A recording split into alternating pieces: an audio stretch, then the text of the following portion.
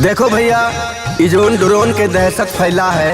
एक हम कुली तो जानित ना है अच्छे से, लेकिन एक ठो गाँव में एक ठो मेहारू अपने मर्दे से फोने पर बतुआत रही। और का बतुआत रही भैया, और ये हमारे अवधी गाना के माध्यम से सुना जाए।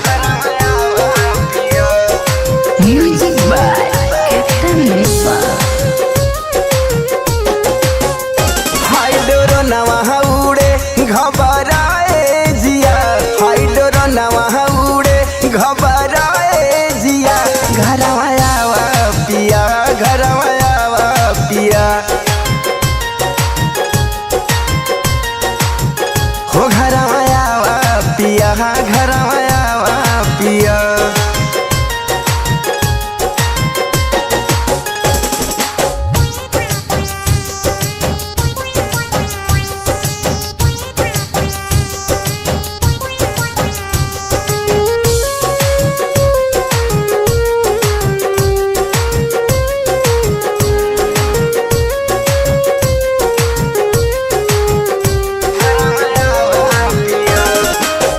रतिया न नींद आवे धड़केला छतिया, रही रही सोची डूरो नवई कई बतिया, रही रही सोची डूरो नवई कई बतिया। रतिया न नींद आवे धड़केला छतिया, रही रही सोची डूरो नवई कई बतिया।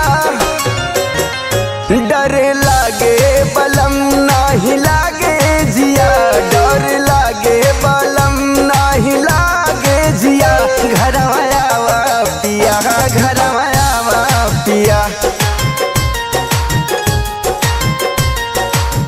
हो घरवा आवा पिया, घरवा आवा पिया।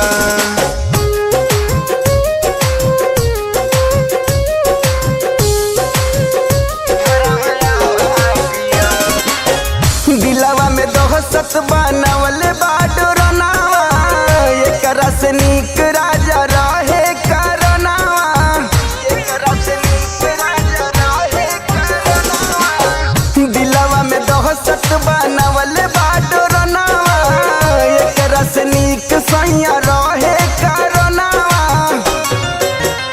गड़िया धल बलम कहीं सागर पिया, गड़िया धल बलम कहीं मिशन पिया, घर